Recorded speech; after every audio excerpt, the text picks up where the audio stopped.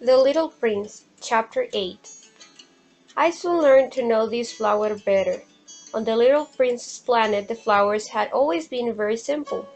They had only one ring of petals. They took up no room at all. They were a trouble to nobody.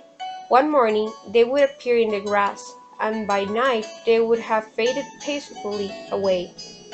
But one day, from a seed blown from no one knew where, a new flower had come up, and the little prince had watched very closely over this small sprout which was not only any other small sprouts on his planet.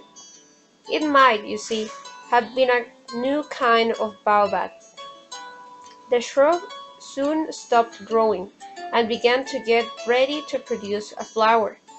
The little prince, who was presented at first appearance of a huge bud, felt at once that some sort of miraculous apparition must emerge from it.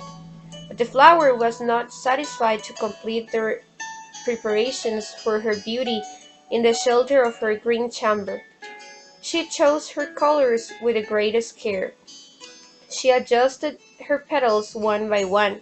She did not wish to go out into the world all rumpled like the field poppies. It was only in the full radiance of her beauty that she wished to appear. Oh, yes, she was a coquettish creature, and her mysterious adornment lasted for days and days. Then one morning, exactly at sunrise, she suddenly showed herself, and after working with all this painstaking precision, she yawned and said, "Oh, I am scarcely awake. I beg that you will excuse me. My petals are still at all disarranged." But the little prince could not restrain his admiration. "Oh, how beautiful you are!" "Am I not?" the flower responded sweetly. "And I was born at the same moment as the sun." The little prince could guess easily enough that she was not any too modest, but how moving and exciting she was. "I think it is time for breakfast," she added, an instant later. "If you would have the kindness to think of my needs." And the little prince, completely abashed, went to look for a sprinkling can of fresh water, so he tended the flower. So, too, she began very quickly to torment him with her vanity, which was, if the truth be known, a little difficult to deal with. One day, for instance, when she was speaking of her 4 thorns, she said to the little prince, "Let the tigers come with their claws." "There are no tigers on my planet," the little prince objected, "and a white tiger, and anyway, tigers do not eat weeds." "I am not a weed," the flower replied sweetly. "Please excuse me." "I am not at all afraid of tigers," she went on, "but I have a horror of draughts. I suppose you wouldn't have a screen for me?" "A horror of draughts? That is bad luck for a planet," remarked the little prince, and added to himself, "This flower is a very complex creature.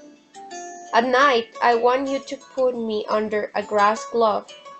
It is very cold where you live. In the place I came from—" But she interrupted herself at that point.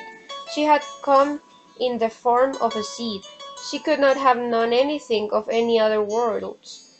Embarrassed over having let herself be caught on the verge of such a naive untruth, she coughed 2 or 3 times in order to put the little prince in the wrong.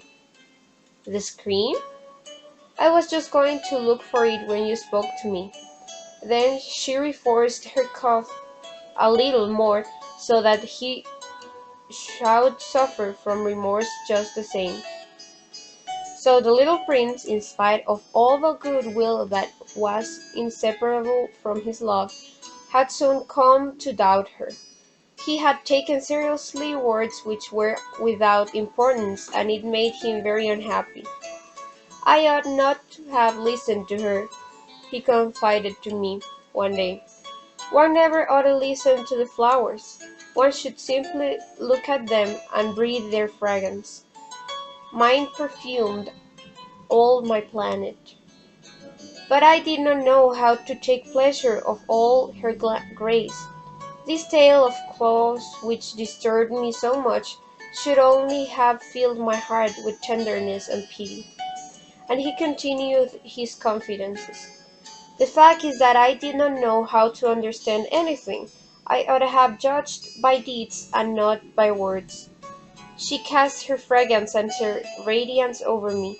I ought never to have run away from her. I ought to have guessed all the affection that lay behind her poor little stratagems. Flowers are so inconstant. But I was too young to know how to love her.